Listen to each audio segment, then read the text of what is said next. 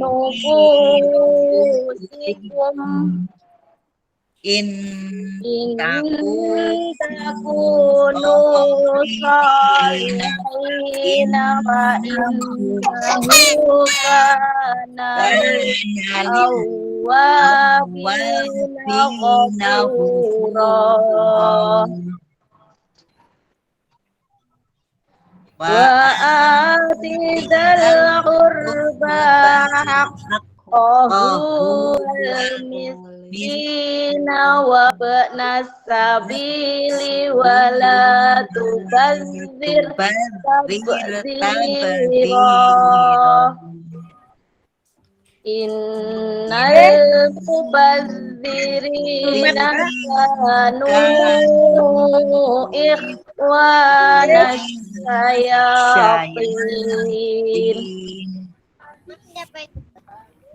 wa kana syaitanu li rabbihi kafura.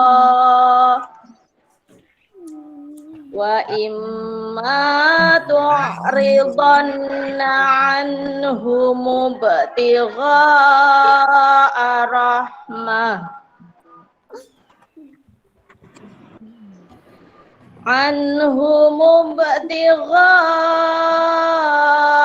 rahmatim mir rabbika tarjuha faqul lahum qawlan maysura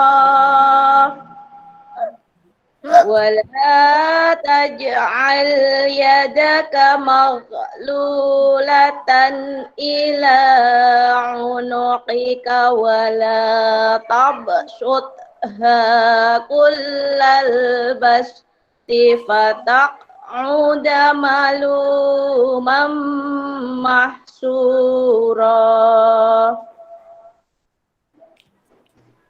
Inna rabbaka yabsutur rizqa liman yasha'u wa yaqdir. Innahu kana bi'ibadihi khabiran basira. Shadaqallahul azim. Wassalamualaikum warahmatullahi wabarakatuh. Waalaikumsalam warahmatullahi wabarakatuh. Jazakumullah khairan kasir kepada Ibu Istianingsi yang sudah memimpin murojaah baru saja ya. Acara selanjutnya yaitu memperdengarkan lagu kebangsaan kita Indonesia Raya dilanjutkan dengan Mars Aisyah. Oleh karena itu mohon untuk semuanya bisa berdiri sejenak. Monggo Bapak Ibu.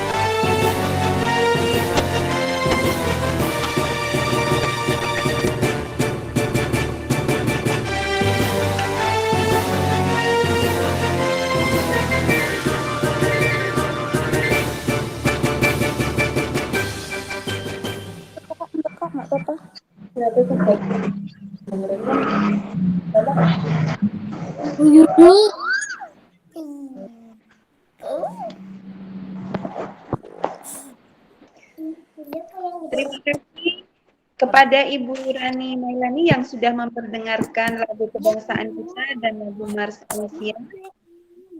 Acara selanjutnya yaitu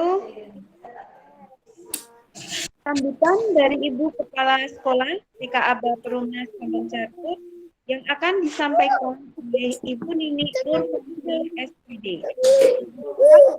Silahkan.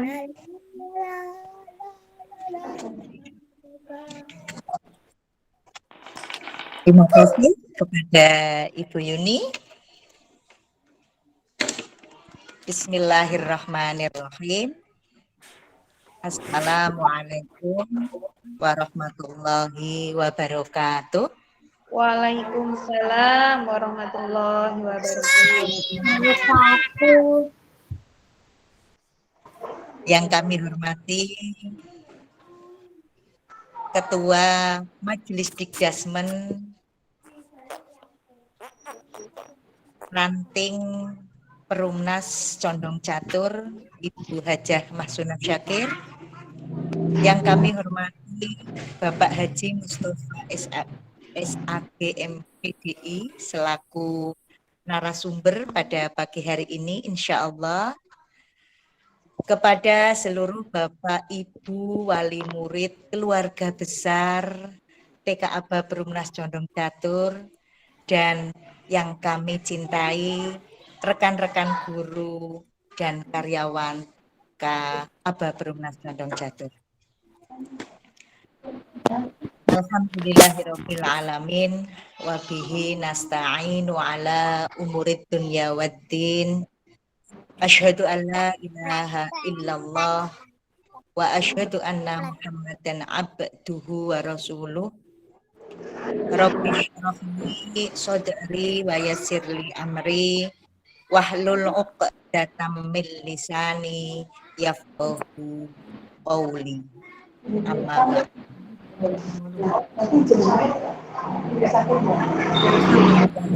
Amin. Marilah kita senantiasa mengucap syukur kehadirat Allah Subhanahu wa Ta'ala yang pada kesempatan pagi hari ini kita masih diberi beribu-ribu kenikmatan, kesehatan, dan kesempatan yang alhamdulillah pada kesempatan pagi hari ini kita dapat bersilaturahim pada agenda kita, insya Allah ini parenting yang insya Allah nanti narasumber kita yang sangat luar biasa. Selamat dan salam, marilah kita senantiasa kita lantunkan untuk junjungan kita Nabi Agung Muhammad Sallallahu Alaihi Wasallam yang insya Allah kita nanti syafaatnya di yaumul akhir. Alhamdulillah, yang pertama kami ucapkan kepada seluruh wali murid, perlu kami sampaikan, alhamdulillah ini adalah agenda parenting, yaitu program lembaga kita yang biasanya kami laksanakan dalam 1 tahun itu 4 kali, karena biasanya kita laksanakan setiap 3 bulan sekali. Dan untuk saat ini adalah parenting perdana.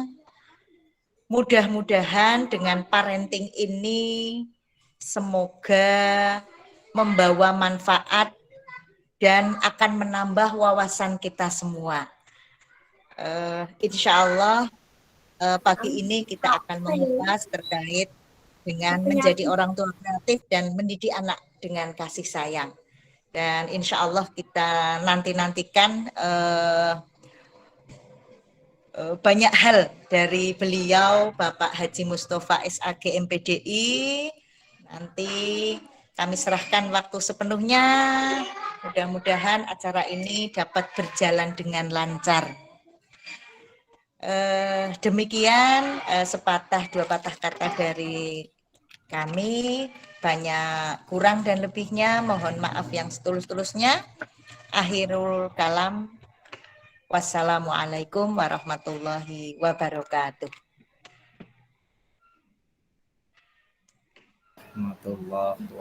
Waalaikumsalam warahmatullahi wabarakatuh.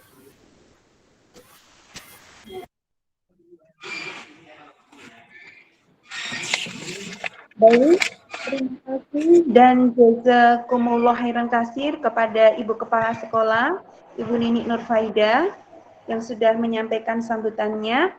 Acara selanjutnya yang kita tunggu-tunggu ya, Ayah Bunda semuanya, yaitu acara inti yang akan disampaikan oleh Haji Mustafa SAG MPDI.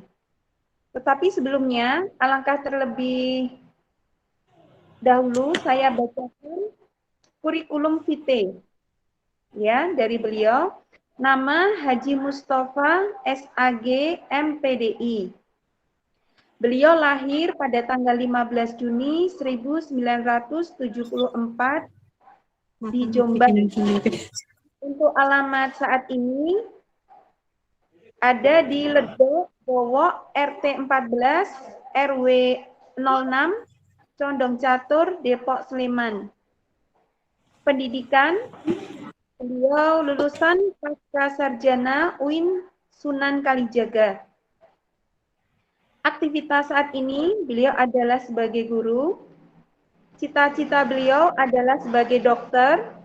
Kemudian istri beliau, Hajah Wulandari. Beliau mempunyai 3 orang anak, 2 dan 1 putra. Moto beliau adalah sebaik-baik manusia di hadapan Allah adalah manusia yang paling bermanfaat bagi manusia lainnya. Motivasi beliau manjada orang siapa yang bersungguh-sungguh maka dia akan berhasil. Kemudian motivasi yang kedua, baiti jannati, rumahku surgaku. Sekilas ya tentang Bapak Haji Mustafa. Yang lebih baiknya langsung kita serahkan saja kepada Bapak Haji Mustafa SAG MPDI untuk menyampaikan Tema menjadi orang tua kreatif dan mendidik anak dengan kasih sayang. Nah, apakah kita sudah termasuk menjadi orang tua yang kreatif? Mari kita simak ulasan beliau. Waktu kami persilakan ada Ustaz Mustafa. Ya, terima kasih. Assalamualaikum warahmatullahi wabarakatuh. Waalaikumsalam warahmatullahi wabarakatuh. Mohon izin untuk kami buka masker kami biar semakin jelas melihat kami. Ya. Alhamdulillah, alhamdulillahilladzi arsala rasulahu bil huda wa dinil haqq liyudhhirahu 'alat dini kulli wa kafa billahi syahida. Asyhadu an la ilaha illallah wa asyhadu anna Muhammadan abduhu wa rasuluhu la nabiyya ba'dah. Yang kami hormati kepala sekolah TK Aba Perumnas Daerah Istimewa Condong Catur, Profesor Nini Faidah, para dosen di perguruan TK Aba yang sangat energik. Saat ini kami berada di lingkungan kampus yang para dosennya menyebar, tidak ada di satu tempat, ada yang di pojokan, ada yang di tengah, ada yang menghadap ke barat, ada yang menghadap ke utara, sesuai arah angin saat ini, menunjukkan para dosennya, ibu-ibu dosen ini sangat kreatif. Bahkan kalau bisa saya lihat di depan saya tidak ada para dosen kita ini yang diam saja. Ada yang megang gelas karena minum haus, ada yang megang pulpen, ada juga yang di depan laptop sebagai media untuk berkomunikasi. Kita bersyukur karena Aum Muhammadiyah, khususnya di TK Aba Perumnas Condong Catur ini sangat kreatif.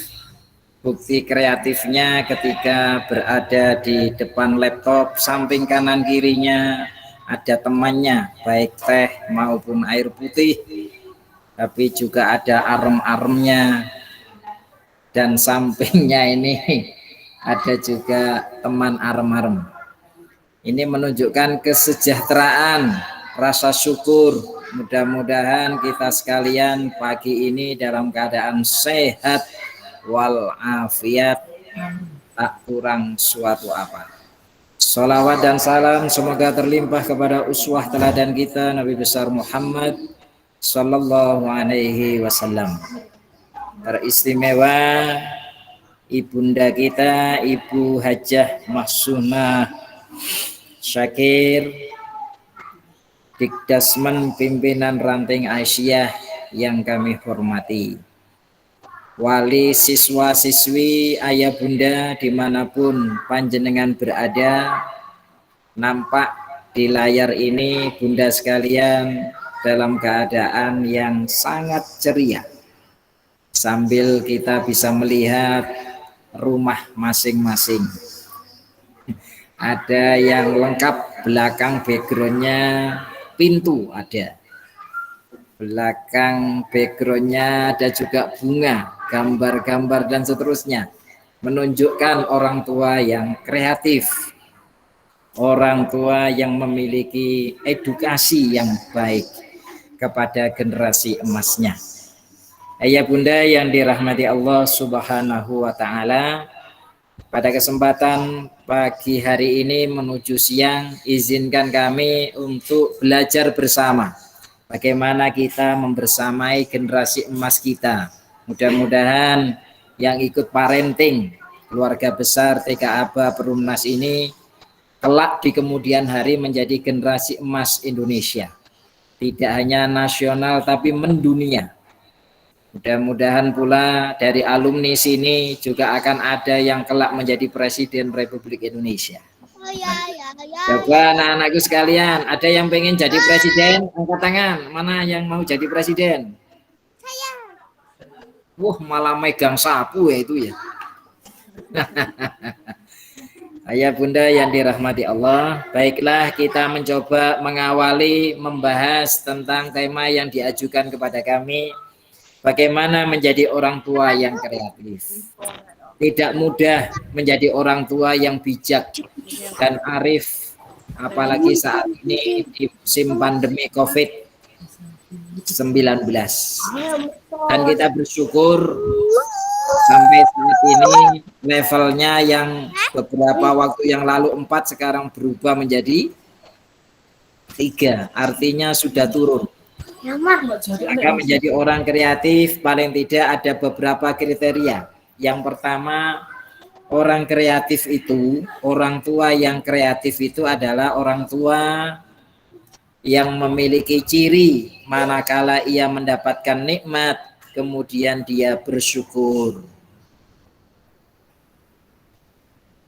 Dan sebaliknya ketika dia diberikan musibah, ujian, maka orang kreatif beriman itu dia akan bersabar. Dan itu baik buatnya, karena dengan bersabar insya Allah dia diberikan kemudahan masuk surga pada akhirnya.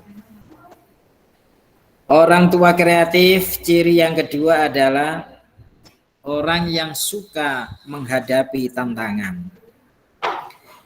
Tidak mungkin orang tua yang tidak kreatif, yang tidak banyak memberikan solusi.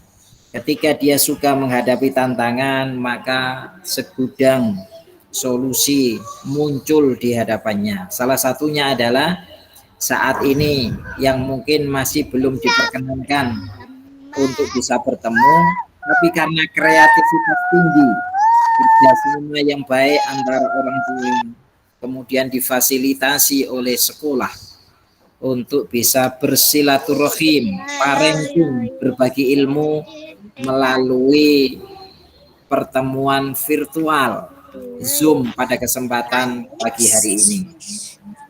Suka menghadapi tantangan, artinya dengan tantangan itu menjadi sebuah peluang untuk menjadikan kita meningkat sumber dayanya. Sing maune raiso buka HP, alhamdulillah sekarang sudah.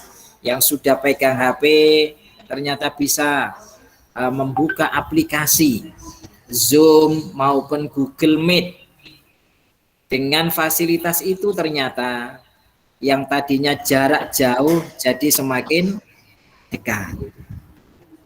Karena dengan demikian maka kita bisa melalui zaman di berbagai tantangan itu dengan catatan apa? Menjadi orang tua yang kreatif. Orang kreatif berikutnya adalah orang yang punya banyak solusi dan menghindari kata mengeluh.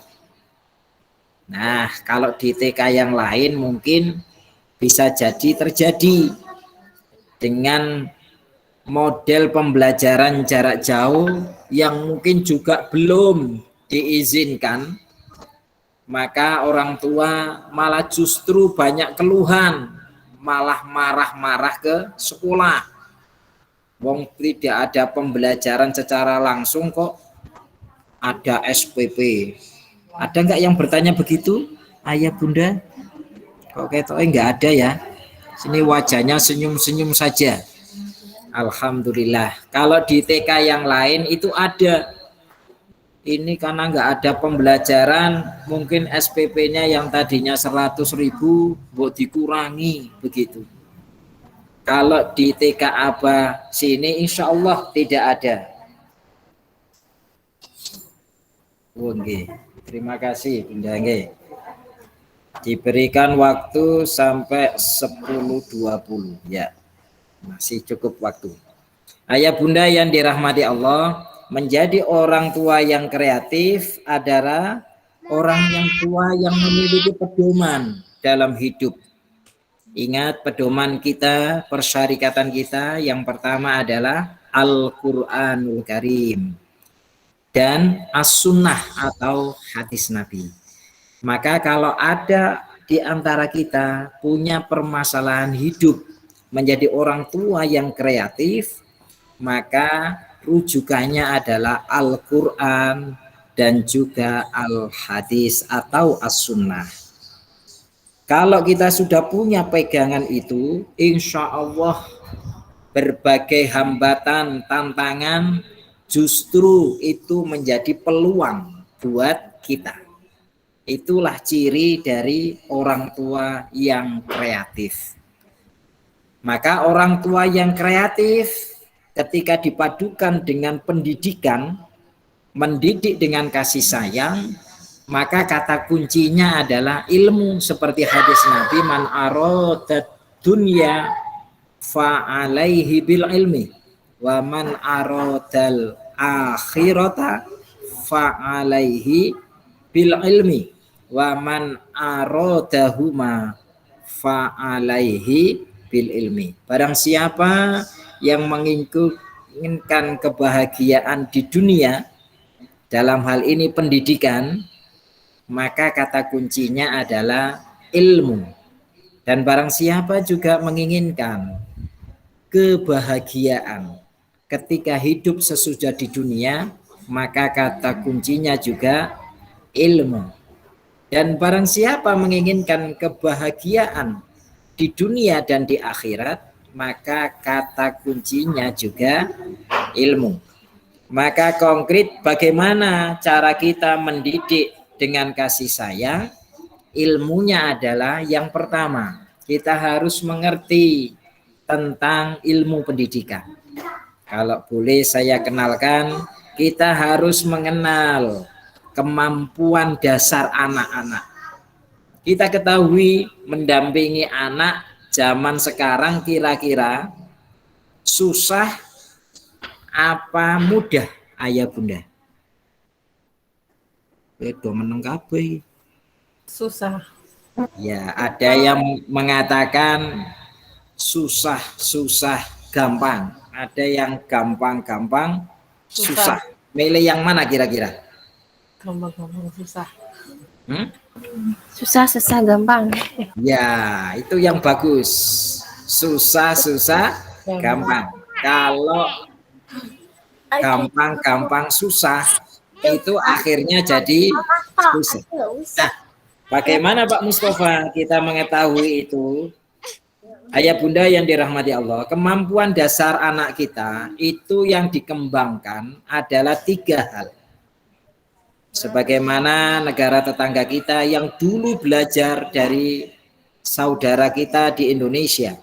Alhamdulillah ketika kami kelawat ke Malaysia, ke Singapura, ke Thailand, itu guru-guru besar sana itu mereka bercerita dari banyak Indonesia. Maka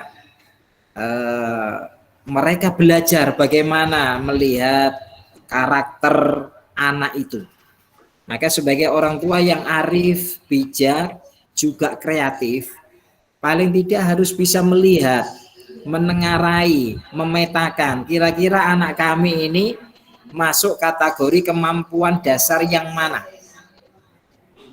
3 kemampuan dasar itu apa saja Pak Mustafa? Yang pertama adalah masuk kategori kognisi. Jadi anak yang masuk kategori kognisi itu cirinya adalah intelektualnya tinggi, IQ-nya tinggi.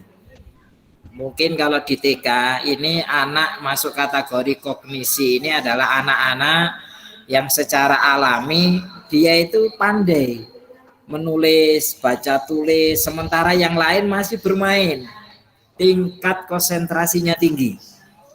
Bila di SD nanti anak ini memiliki IQ kelihatan banget. Dia mudah menerima materi dari bapak ibu gurunya. Bahkan nilainya tidak perlu bantuan les, bimbingan dan seterusnya. anak ini secara alami karena memang memiliki kecerdasan tinggi, maka dia menyelesaikan di tingkat dasar tidak 6 tahun, hanya 5 tahun mereka mampu. Ini ciri anak yang masuk kategori kognisi.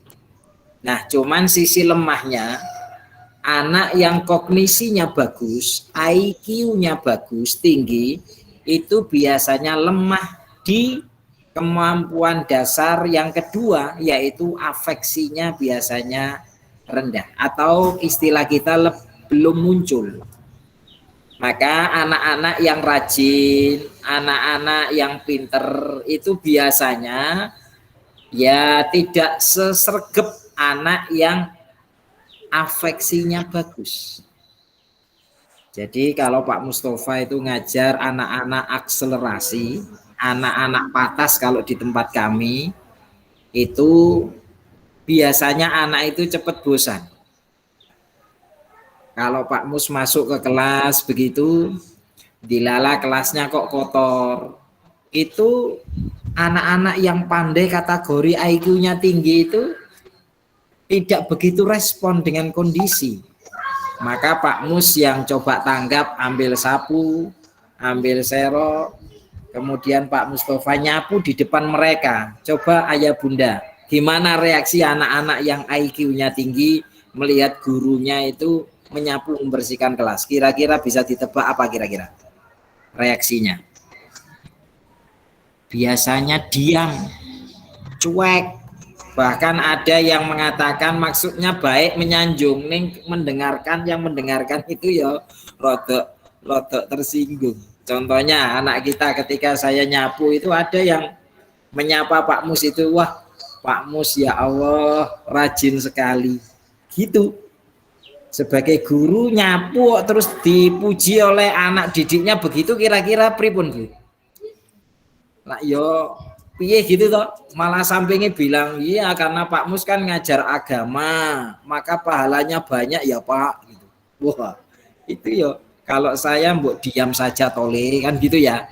Bahkan ada yang mempersilahkan Pak Mus kalau pengen pahalanya banyak di luaran sana itu juga kotor loh Pak. Jadi apa ya, belum nyambung itu, bukan tidak punya. Anak kognisi itu biasanya memang demikian, dan itu akan terbawa sampai besok ketika dia berumah tangga.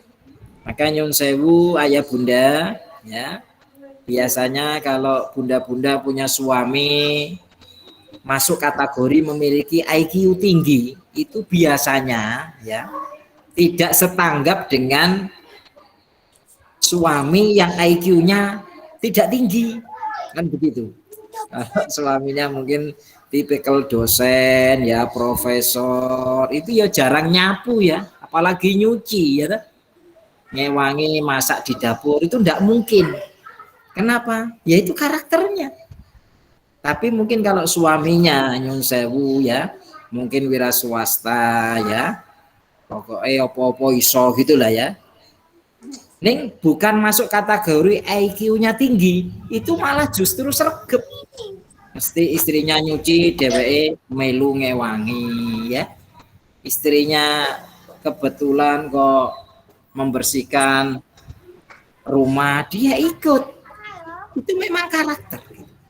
Maka Pak Mustafa kalau masuk kelas anak-anak jenis seperti ini, kelas B ya, kelas C, itu anak-anak yang suka kegiatan.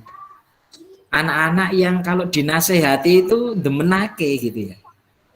Jadi kalau Pak Mus masuk ke kelas dilala kok kotor, Pak Mus bawa sapu sama sero, itu actionnya beda. Kalau masuk kategori yang IQ-nya belum muncul kayak gini, wah ini rebutan. Pak aku sapunya Pak, aku sapunya Pak. Pak Mus hari ini nggak ada pelajaran kan?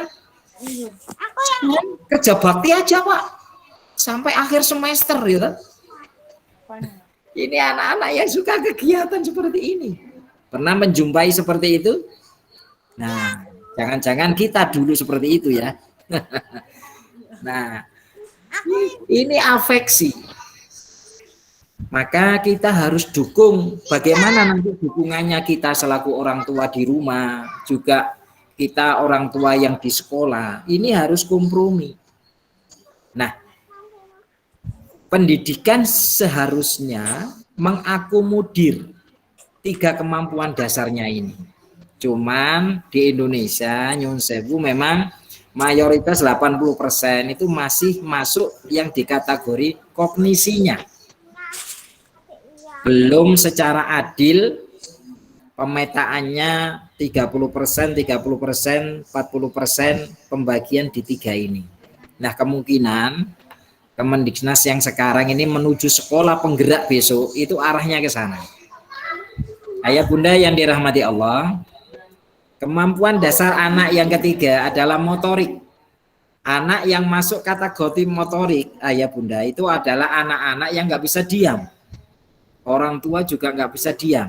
Ini kelihatan di sini saya bisa nebak. Orang tua yang memperhatikan saya utuh kayak gini, bahkan tidak berkedip, itu masuk kategori afeksi.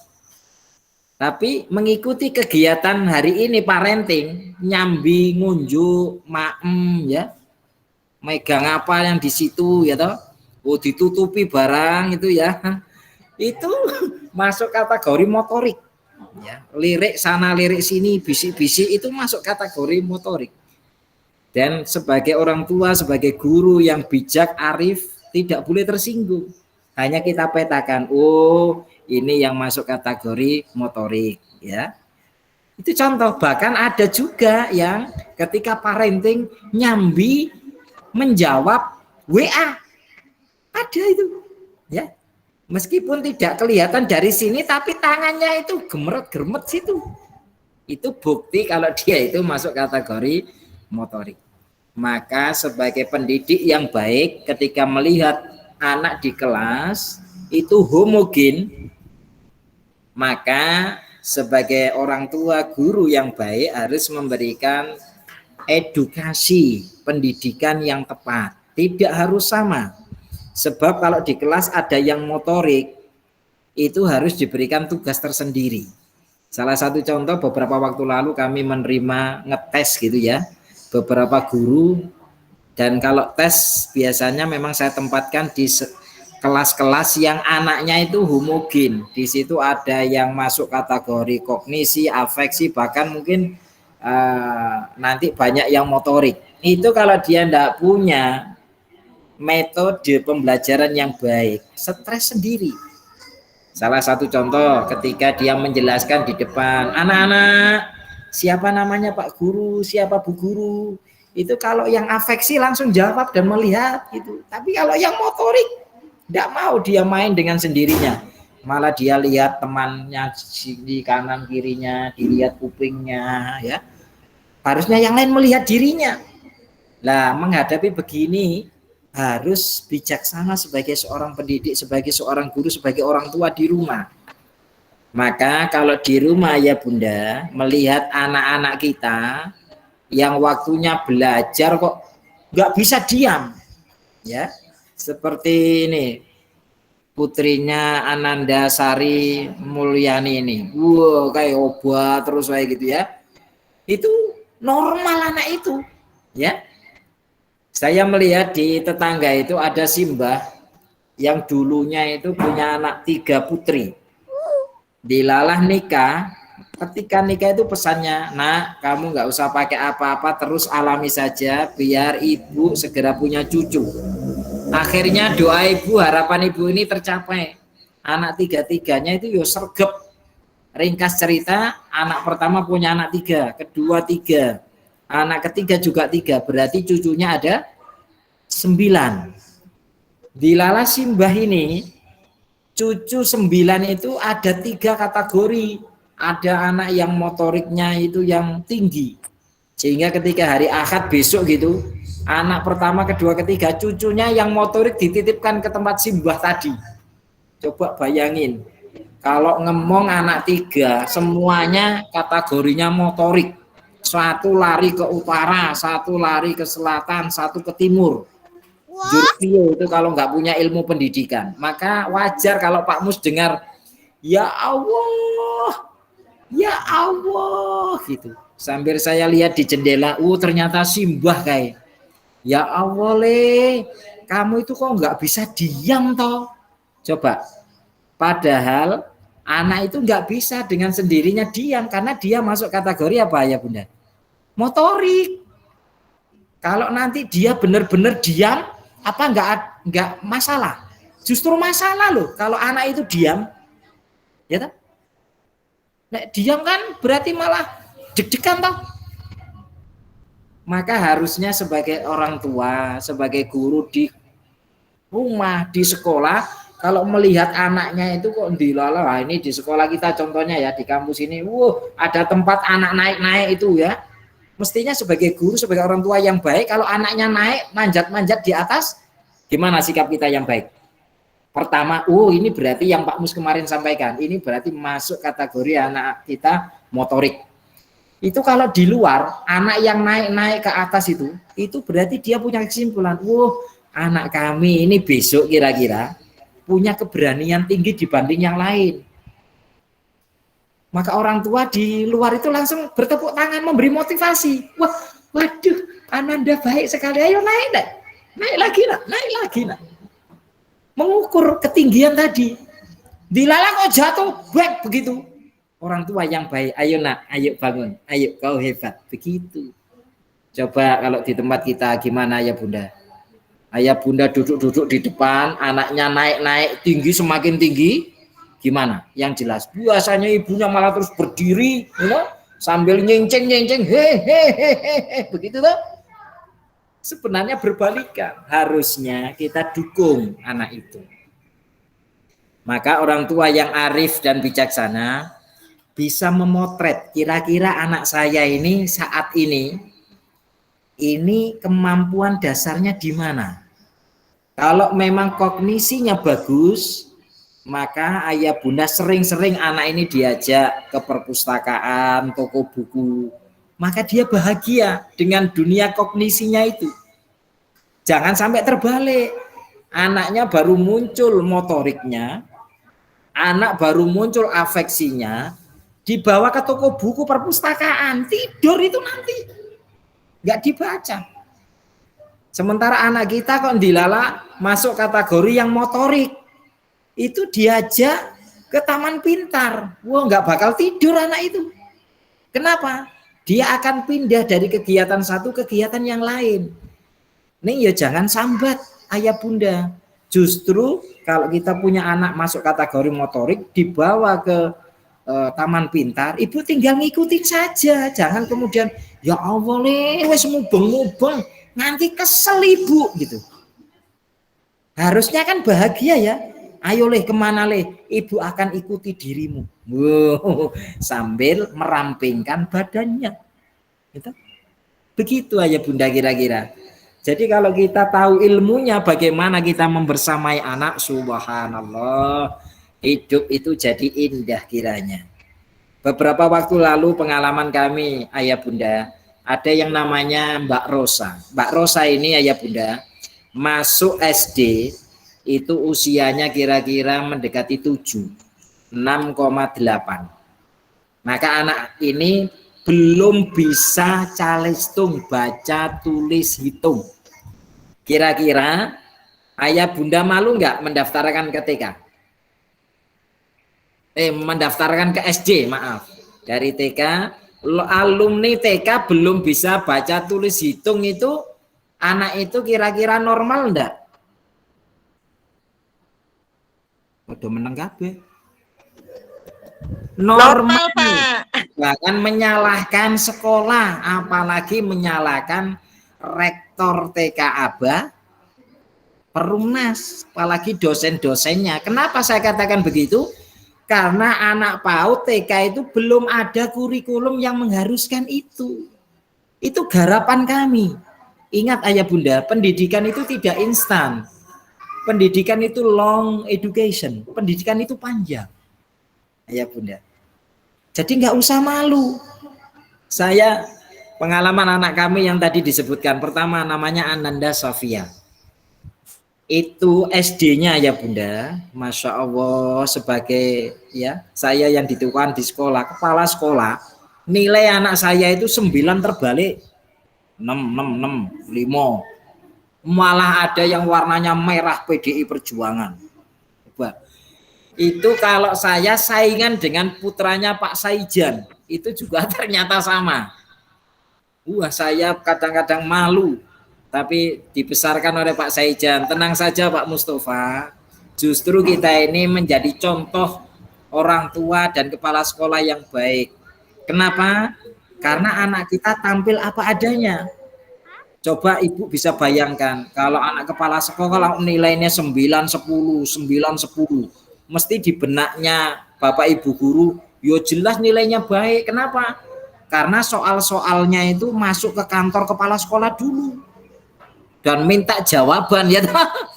Nah, kami nikmati itu ayah bunda. Ternyata anak kami yang masuk kategori afeksi tadi itu ternyata belum sadar kalau nilai itu menjadi tolak ukur syarat ketika masuk di sekolah yang baik ketika pindah di SMP.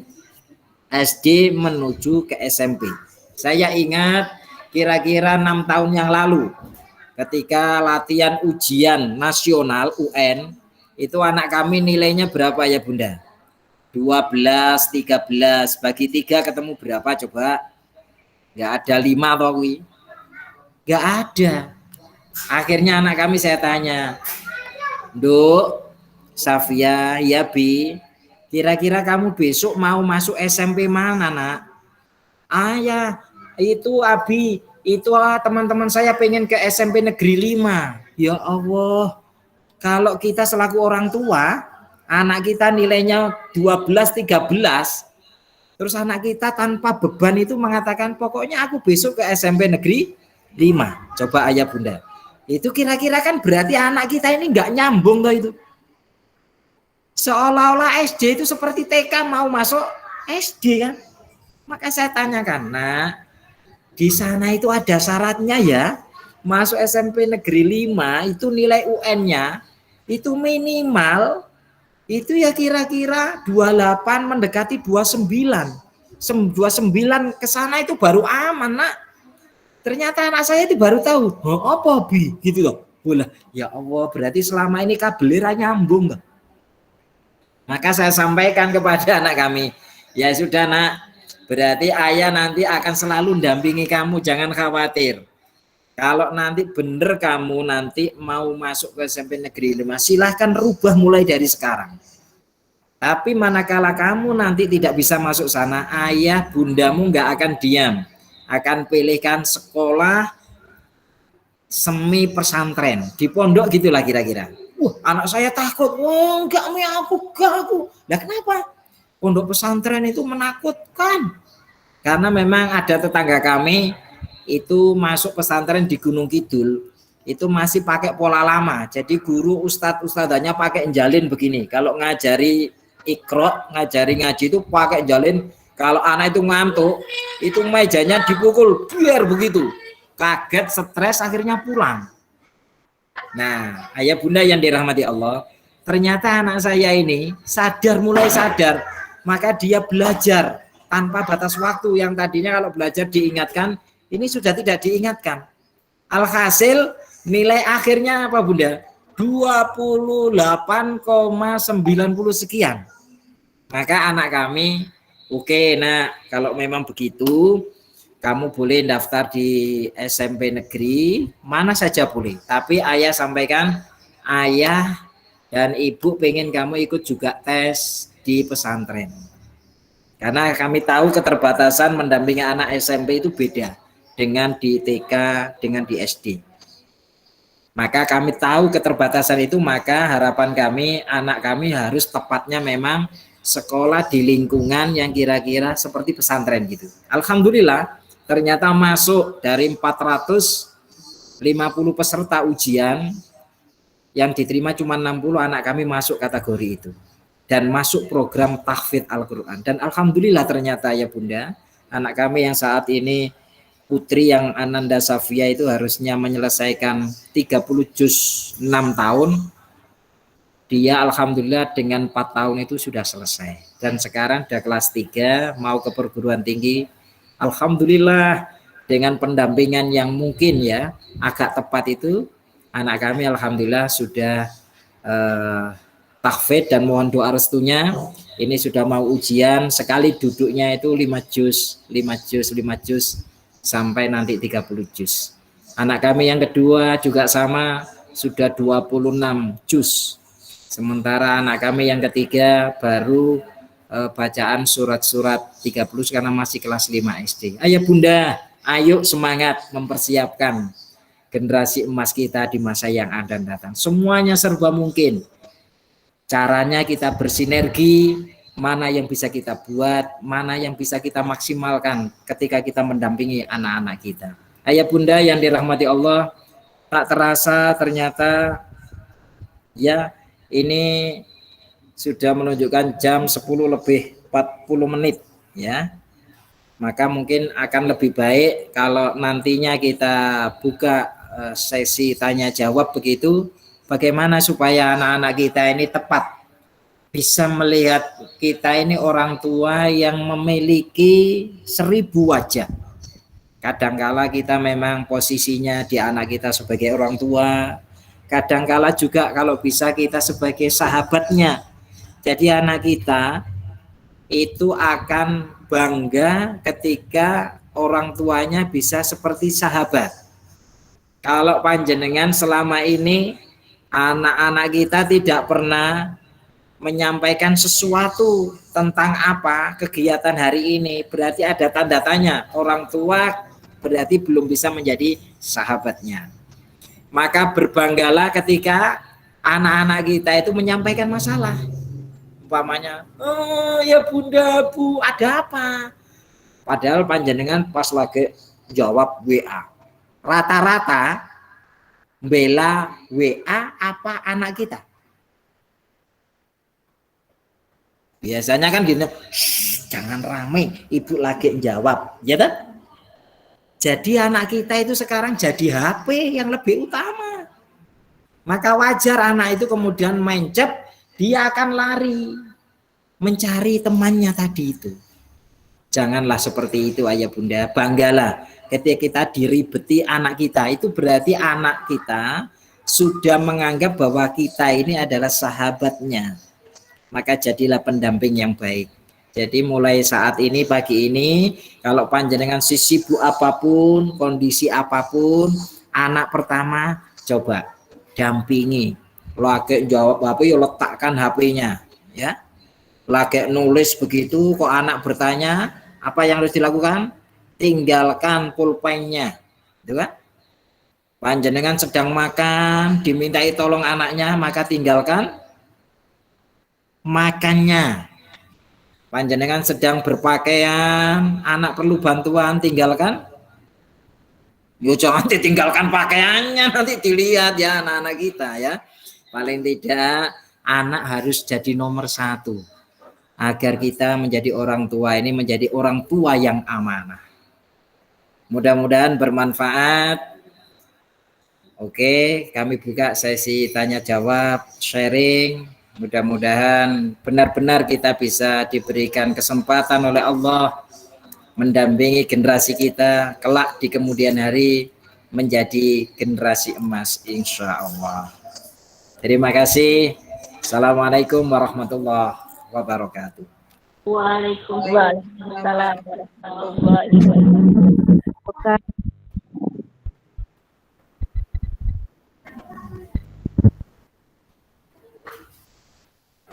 Jazakumullah khairan kasir kepada Ustadz Mustafa yang sudah menyampaikan pengalaman nyata ya Pak ya dalam mengasuh putra-putrinya dan juga beberapa murid-murid yang sudah pernah dialami oleh beliau. Ayah Bunda, barangkali ada yang ingin ditanyakan dengan beliau. Nanti rugi loh kalau nggak tanya ini. Ya Pak ya.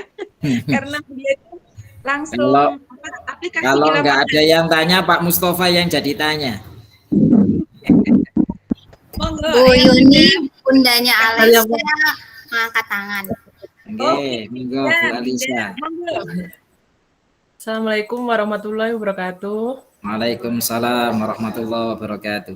Perkenalkan nama saya Tari, mamanya Hafid dari B2. Mau tanya Pak, begini, bagaimana cara menanamkan kemandirian kepada anak yang mempunyai motorik, jadi kemampuannya motoriknya, jadi dia banyak gerak kayak gitu. Ya. Menanamkan kemandiriannya itu gimana Pak caranya untuk masuk ke jenjang SD? Oh gitu. Ya Ibu, pertanyaan yang bagus. Pengamatan Bunda, putranya sekarang nampak ke motorik. Motorik ya? Pak, iya. Jadi kan saya mempunyai anak yang berbeda. Iya Pak, saya kan soalnya mempunyai anak yang berbeda, jadi beda karakter. Gitu Pak, yang pertama masuk ke kronopi, yang kedua ini kok motoriknya agak... Sementara jadi beban enggak? Jujur loh ini. Iya Pak, makanya saya tanya ini Pak. Ya.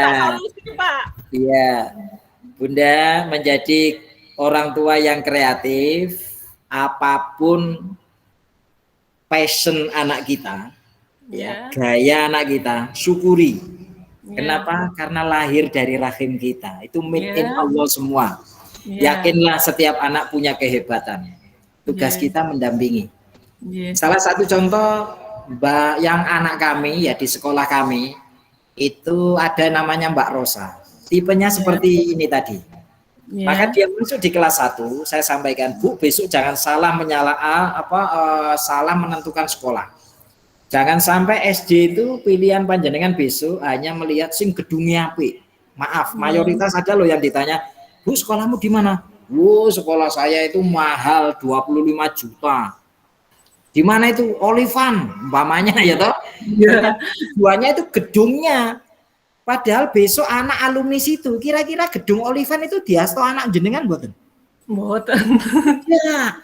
Maka pastikan cari guru SD yang model pembelajarannya bisa mendukung putra-putri Ibu. Salah satunya kalau di tempat kami ya, keluarga besar Sapen, kalau di sini yang mungkin condong catur, kalau perlu jenengan ke sana. Alhamdulillah saja. Saya alhamdulillah sudah saya kan anak saya yang pertama di Muhammadiyah Condong Catur.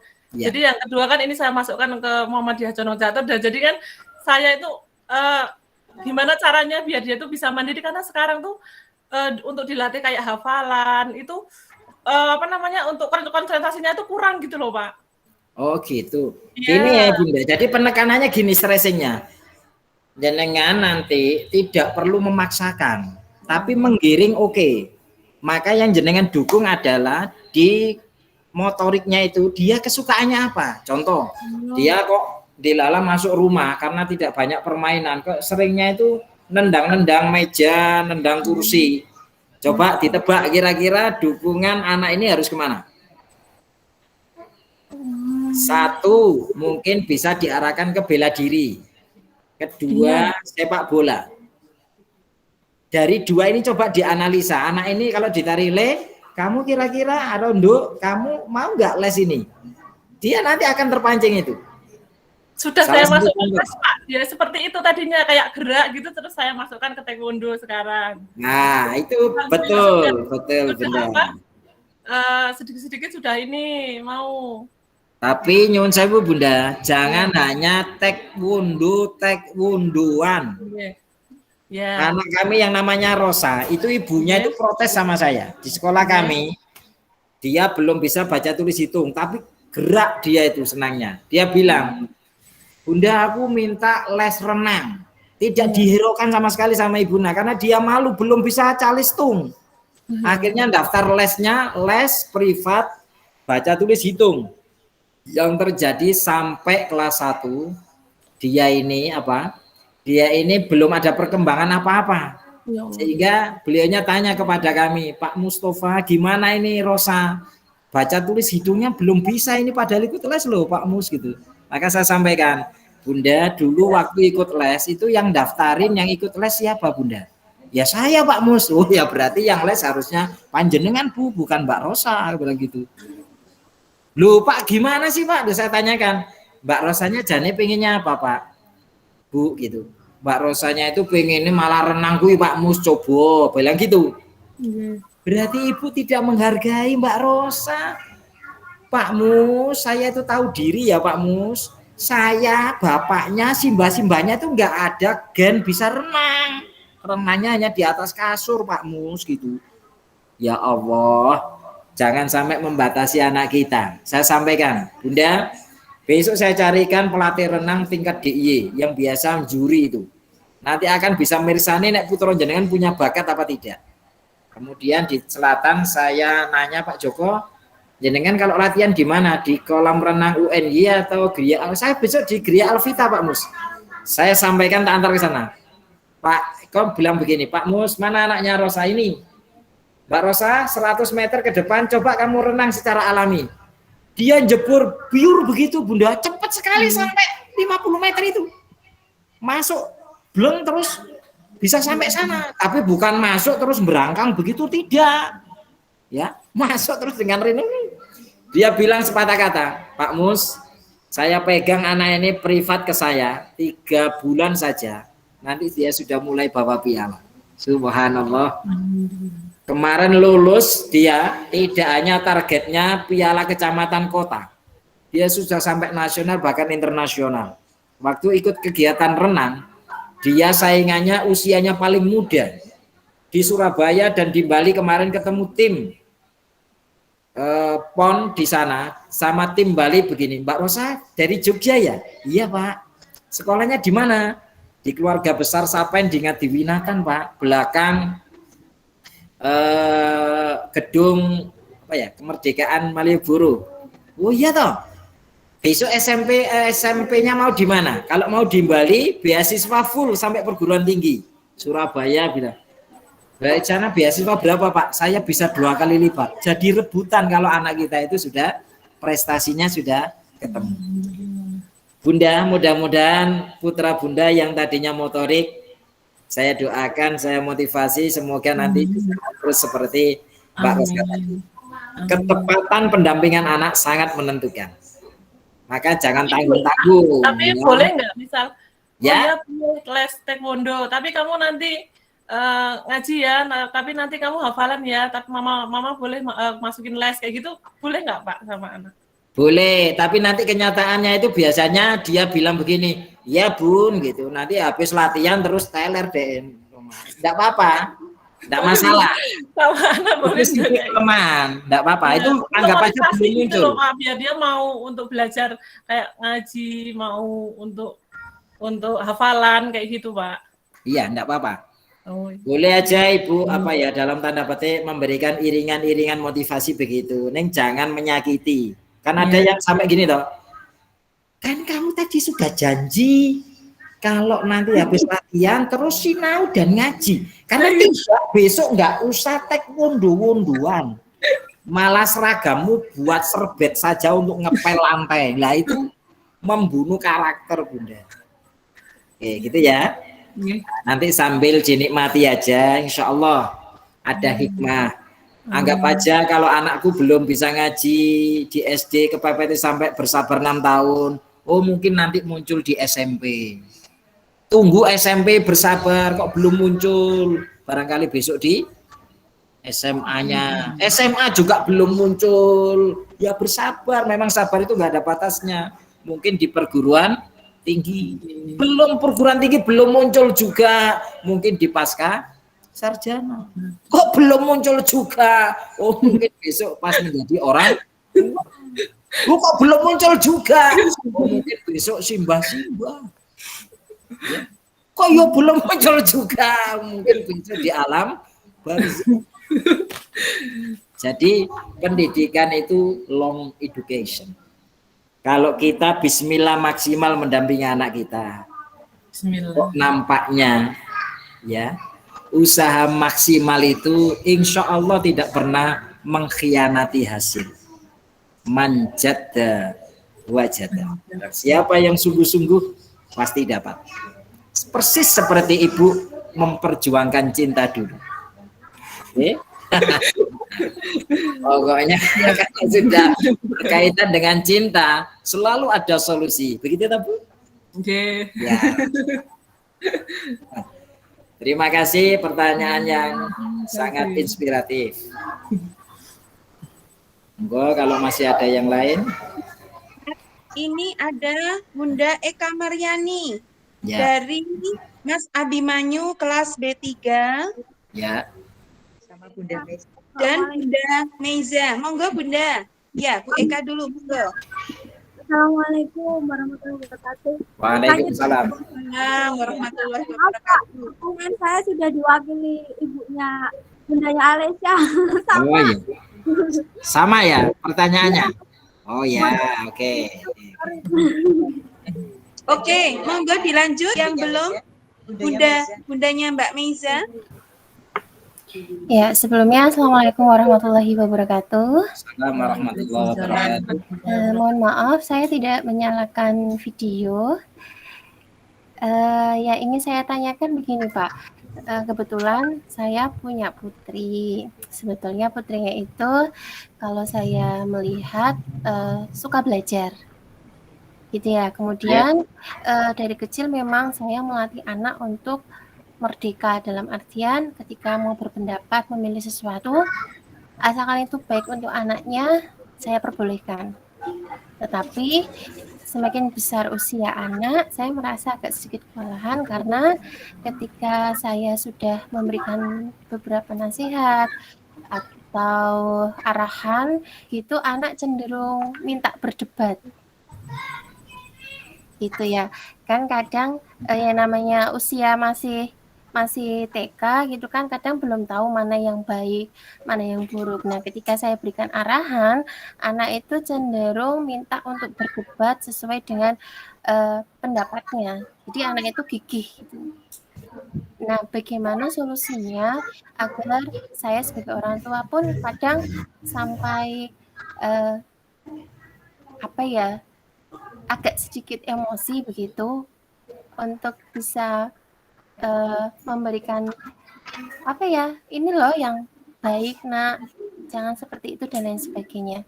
Nah, bagaimana cara yang terbaik yang bisa saya lakukan agar saya dan anak saya itu menemukan win-win solution yang terbaik begitu?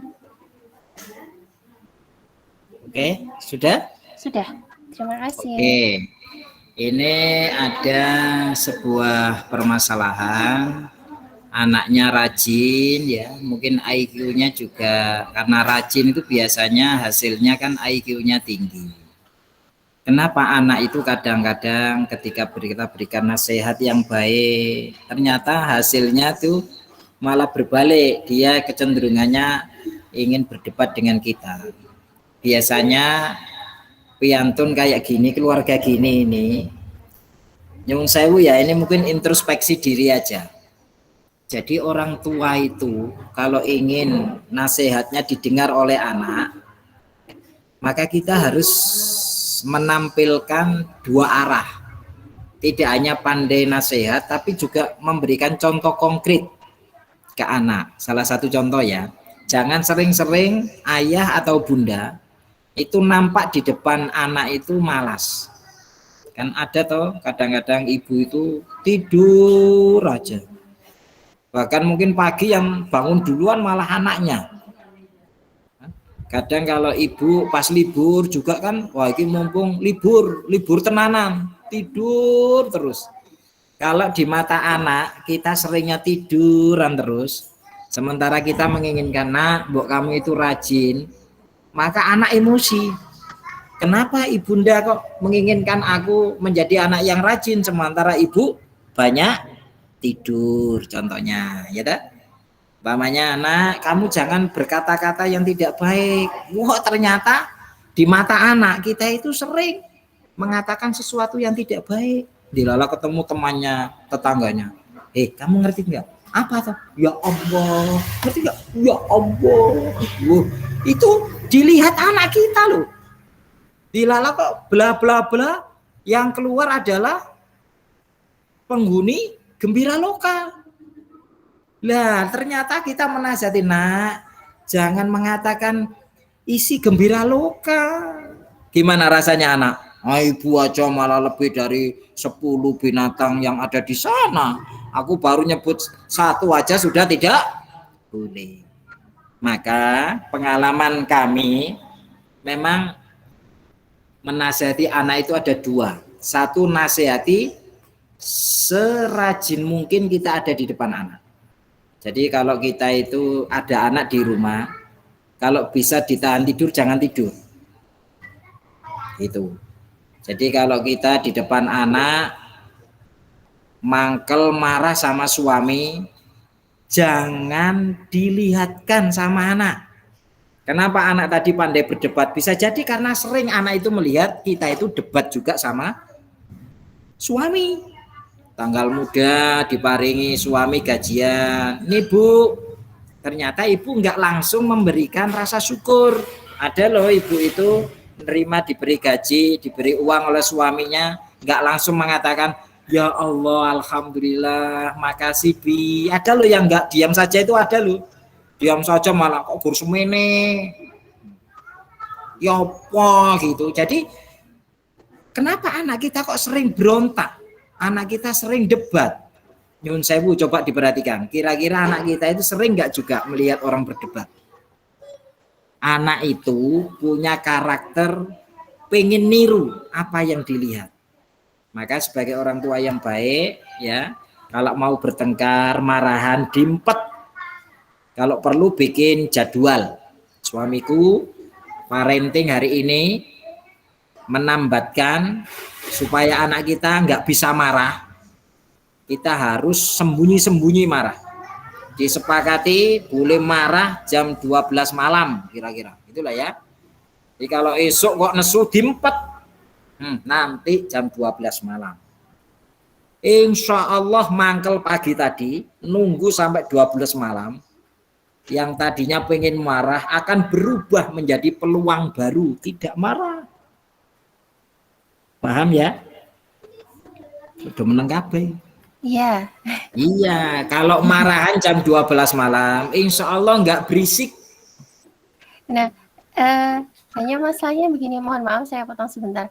Masalahnya kan di rumah itu memang terkondisikan untuk kita diusahakan gitu ya, berbicara, kemudian bertindak itu dalam porsi yang baik begitu.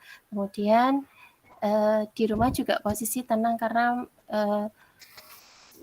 tidak ada, maksudnya saya marah dengan suami, kemudian dan lain sebagainya gitu, kita kondisikan sebaik mungkin. Cuma kadang memang ataukah usia segitu anak dalam porsi memang baru sedang ingin berontak, mencari jati diri atau bagaimana gitu.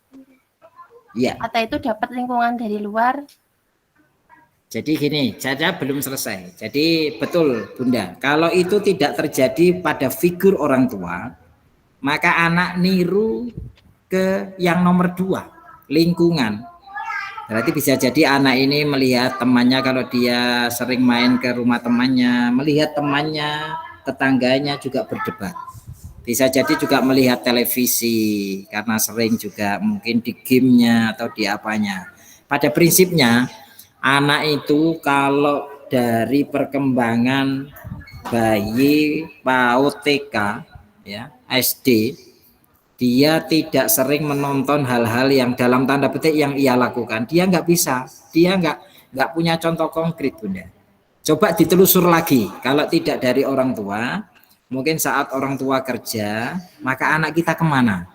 Pernah nggak kita mencoba membuat resume ya, potret anak kita dari bangun pagi sampai tidur kembali itu kemana saja? Pernah melacak gitu Bunda? Pernah. Nah, kalau pernah mestinya sudah kelihatan pemetaan anak kita. Jadi kalau anak kita memang seringnya dalam tanda petik mengarah ke situ, hasilnya itu gitu. Karena tidak mungkin anak kok biasanya tidak pernah main game kok kemudian tiba-tiba dia bisa ikut lomba game. Jadi ekspresi anak itu sebenarnya hasil dari kedengaran, dari dia melihat. Itu insya Allah anak masih murni 100%, tingkat kejujurannya bisa dipercaya. Begitu. Sampai pada apa yang ia ucapkan, nada konsonannya itu masih utuh, murni. Tidak ada saduran 100% gitu. Monggo dengan begitu insya Allah nanti kita jadi tahu bagaimana kita pendampingan yang tepat ke anak-anak kita. Kalau memang dia dapatnya tadi sering debatnya itu di tetangga, maka dibatasi, mungkin main di tetangganya tadi, begitu. Kalau dia taunya dari virtual, mungkin game yang sering sering tinju atau sering apa dan seterusnya itu dikurangi. Diganti dengan mungkin melihat tayangan-tayangan yang di situ menunjukkan kasih sayang. Banyak sekali edukasi di sana. Begitu Bunda, masukan kami, semoga ada inspiratif untuk perubahan ke putra-putri Bunda. Ya, terima kasih. Oke, sama-sama. Maaf, ini satu lagi ya Ustadz. Ya, siap. Bunda Ismatul Faiza. Ye, monggo. Baik. Assalamualaikum Pak Ustadz. Dan mau Ye. tahu juga saya dari untuk bunda-bunda yang ingin menanyakan nanti bisa kontak beliau ya. Ya. Iya Pak. Ya, saya mau tanya, anak saya kan kategori emang sama kayak orang tua yang lainnya, super aktif.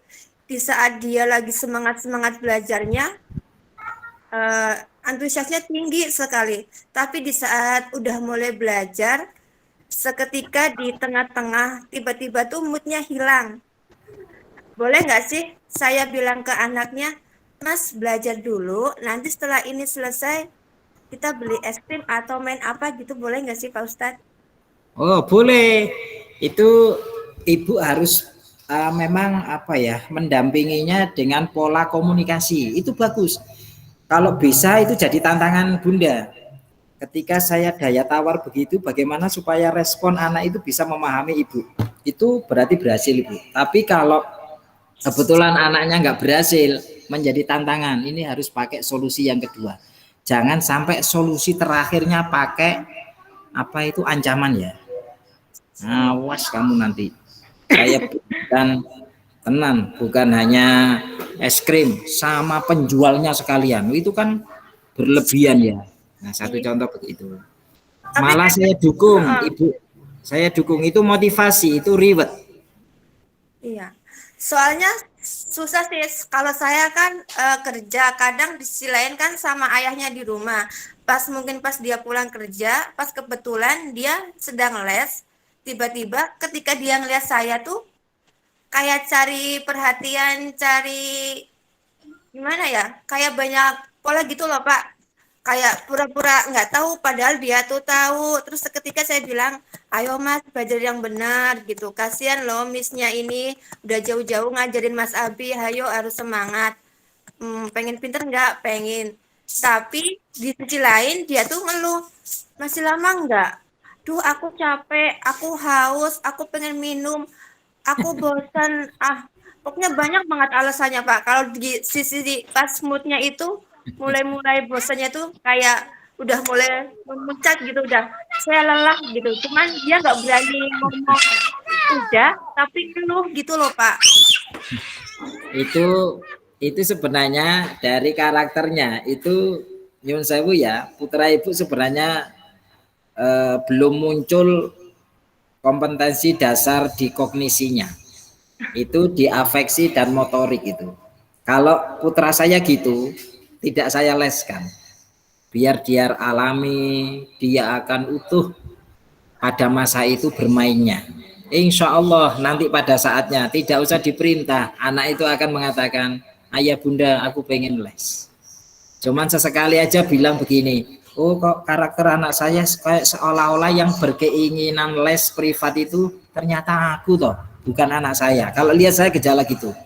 Kenapa? Tadi dia itu pura-pura memaksakan karena pengen dapat pujian dari ibu, lemaksake wajahnya padahal lelah, kesel tenan. Itu sebenarnya kasihan. Itu sudah masuk kategori, kalau saya itu sudah kategori saya memaksakan kehendak anak. Maka itu sedikit menghambat ekspresi putra-putri jenengan. Kalau saya sudahlah biar aja alami, nanti toh SD tidak harus kok syaratnya itu harus bisa baca tulis hitung. Kalau saya begitu, justru nanti saya balik. Tidak les, tapi saya beri tantangan. Nak, kalau kamu bisa baca, wow sudah, ayah ibu akan berikan hadiah ini.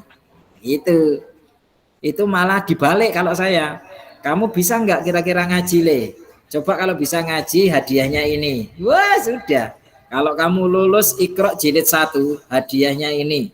Dan jenengan harus pirsa, keinginan anak saat itu dia ingin apa? Itu mudah sekali kita kita koneksikan dengan keinginan kita. Umpamanya anak pengen boneka, anak itu saat itu pengen jam, anak itu pengen bakso bom, gitu. Anak itu pengen apa? Itu dikaitkan dengan itu. Biasanya anak mudah termotivasi. Begitu Bunda? Ya Pak, ya. Tapi sebelumnya kan saya juga bilang ke anaknya mau nggak les, nggak maksa, cuman saya sesuai dengan anaknya aja sih Pak. Kalau anaknya nggak mau, saya juga nggak ngikutin les gitu loh Pak. Cuman kadang kalau saya kan sebagai orang tua, karena kan lebih banyak waktunya bekerja, ketika ketemu anak, pas kalau saya shift siang, tahu-tahu udah tidur, berikutnya pagi saya masuk pagi nggak ketemu anak lagi, tahu-tahu kan sore gitu. Nah setelah itu saya berpikir, tuh takut nanti anak saya nggak bisa baca, ntar yang lainnya bisa baca itu segala macam gitu loh Pak. Rasa ketakutan saya kayaknya mungkin berlebihan atau apa, sesuatu yang belum terjadi tapi saya udah berpikir takutnya gini gitu loh Pak. Oh iya. Oke, sekarang masih PAUD atau sudah TKA atau B? Sekarang TK besar Pak. Sebelumnya kan anak saya ikut daycare, cuman saya berhentikan setelah dia punya adik. Takutnya berpikir setelah ada adik kok saya di daycare, sebelum punya adik kok saya daycare, takutnya bosan, takut berpikir rasa kasih sayang berkurang gitu. Mulai tahun ini saya mulai masukin TK besar. Oke, masih ada waktu panjang sebenarnya. Nanti gini aja, kalau memang tahapannya kemarin lesnya seminggu berapa kali? Seminggu 2 kali, setiap hari Selasa sama Jumat itu 1,5 jam. Nah, coba pola evaluasinya ke pendampingnya. Yang ngajari ibu sendiri atau minta bantuan orang lain? Minta bantuan orang lain Pak, saya ikutin les. Nah, coba bandingkan. Les itu sebenarnya juga perlu ayah bunda ketahui, ada guru yang memotivasi. Tapi ada juga guru yang nyuwun sewu ya, itu model pembelajarannya nggak menyenangkan, bahkan bosenin. Dengar jamnya saja, dengar gurunya itu nggak menarik. Coba dites gitu. Ayo dek, ini sudah waktunya les. Itu kalau gurunya itu memotivasi, dia dengar, jangankan jamnya sudah, belum jamnya itu sudah nanya, ibu kemana bunda ini kok belum datang sih? Oh, berarti dia menikmati. Berarti tidak selalu konsentrasinya ke anak kita. Tapi coba jenengan sekali-kali mungkin bisa konsultasi ke guru dosen-dosen di TK Aba ya, mungkin cari yang kira-kira dosen TK Aba yang kira-kira yang idola dia. Itu katanya Bunda. Kalau idolanya Bu Yuni. Iya ya. Tuh, sharingnya di situ. Coba sekali-kali menggali ke Ananda. Ya, bilang, baik. Kamu ya. Guru idolamu siapa Anda gitu. Baik. Coba nanti sekali-kali dicoba yang idolanya itu yang menunggui belajarnya. Nanti kan ekspresinya beda. Iya.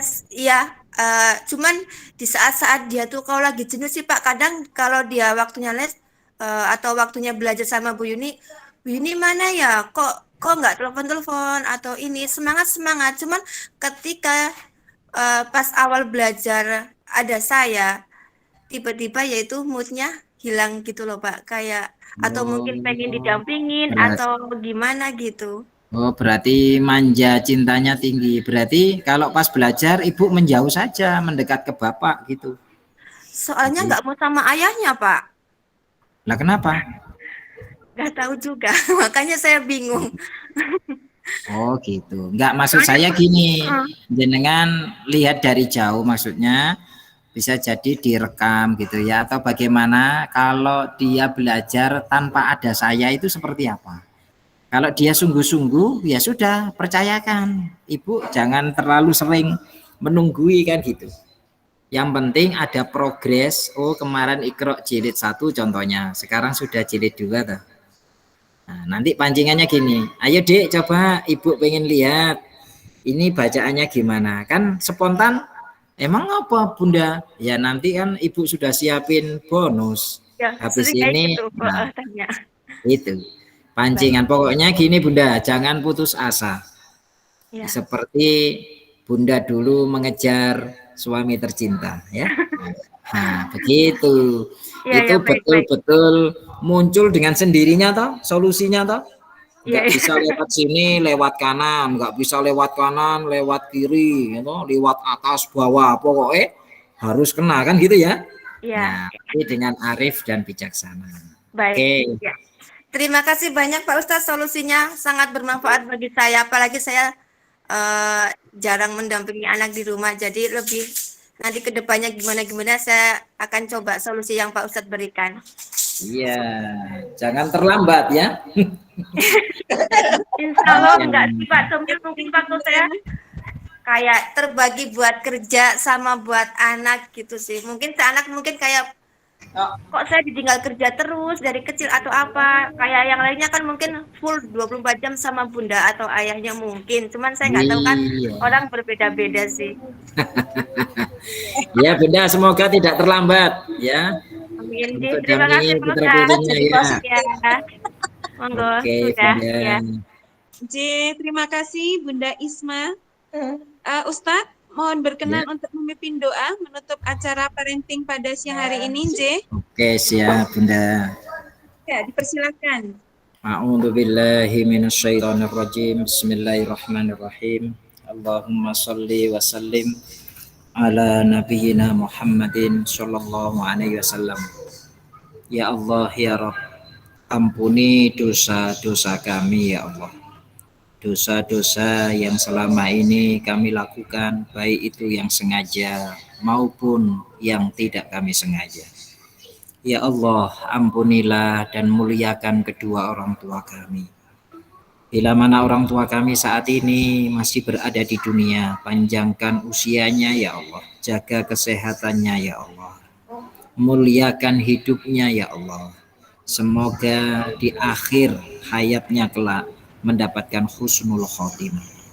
Bila mana orang tua kami saat ini sudah di alam barzah ya Allah, kami yakin beliau melihat kami putra-putrinya di dunia. Jadikan kami ya Allah jadi anak yang soleh dan solihah. Setiap kebaikan yang kami lakukan, semoga pahalanya mengalir tanpa itu kepada kedua orang tua. Ya Allah, berikan kemudahan kepada kami menyiapkan generasi emas di masa yang akan datang ya Allah. Jadikan kami, anak kami, generasi yang cerdas fikirnya, cerdas zikirnya, sukses di masa yang akan datang. Jadikan anak kami perhiasan yang sejuk manakala kita melihatnya, sejuk ketika kita mendengar banyak prestasi kebaikannya. Berikan kami ya Allah ilmu kemudahan untuk bisa mendampingi anak-anak kami, agar anak-anak kami nanti bisa menggandeng kami menuju surga Jannatun Naim. Ya Allah, berikan kami kemudahan mendapatkan rizki yang halalan thayyibah, agar anak-anak kami menjadi anak-anak yang membanggakan, anak-anak yang menjadi inspirasi kebaikan di setiap zamannya. Ya Allah, bimbing kami agar kami menjadi generasi solihah, menjadi generasi harapan bangsa, juga harapan Nabi kita Muhammad Sallallahu Alaihi Wasallam. Ya Allah, bimbing kami ya Allah agar kami bisa merasakan hidup bahagia di dunia sampai di akhirat. Dan sungguh kami berlindung kepadamu ya Allah dari azab pedih api neraka. Rabbana atina fid dunya hasanah wa fil akhirati hasanah wa qina adzabannar.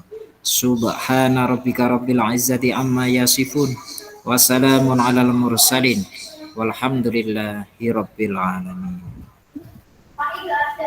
Ayah Bunda, perjumpaan kita sekali kenal jangan sampai terputus. Sekali kenal Pak Mus, insya Allah selamanya sampai di pintu surga. Amin. Nah, sekali kenal, barangkali di lain waktu bisa kita jumpa, bisa mencatat nomor kami 08121 56 1445.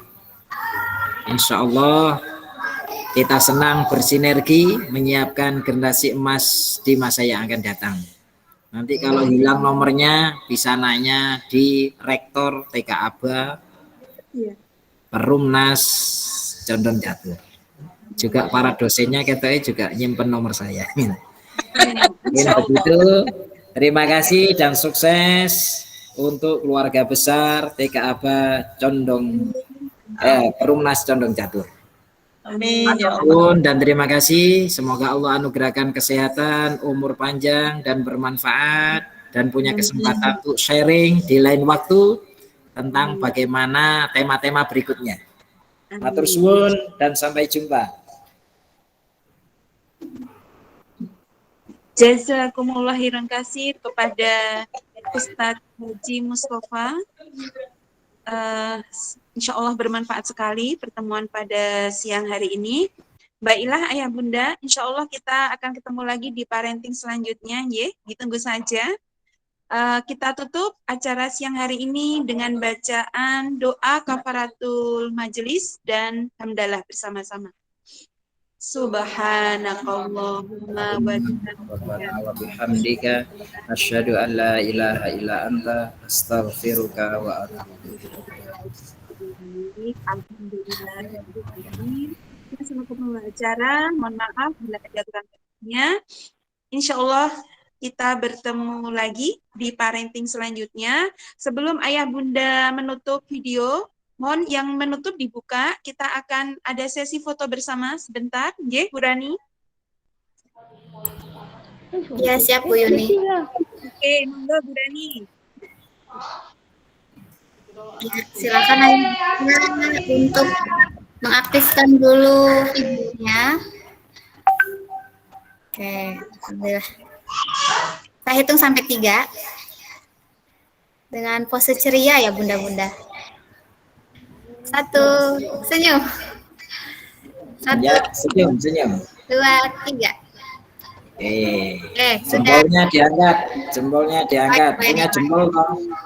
Ya, simbol kebaikan. Sekali lagi. Oke. 1, 2, 3.